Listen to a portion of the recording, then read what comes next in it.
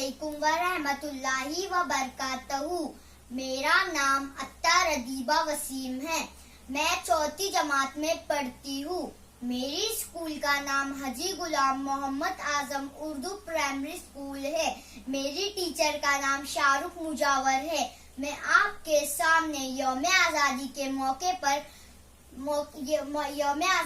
मौके पर वतन का गीत पेश करना चाहती हूँ। ए वतन जा से प्यारे वतन, कर दे तुझ पर फिदा अपना तन और मन। ए वतन जा से प्यारे वतन, गंगा जमुना तेरी जैसे दो बेटियां,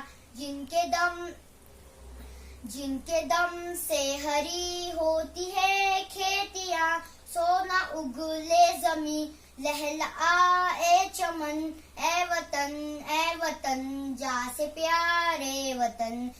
सारे संसार में ताज मशहूर है, सारे संसार में ताज मशहूर है। नाम अजंता कभी पास और दूर है तेरे हार का एक नगीना दखन।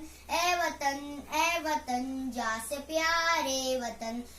हम में गांधी भी है, हम में नेहरू भी है, हम में आजाद भी, हम में टीपू भी है। तूने पैदा किया कैसे कैसे रतन।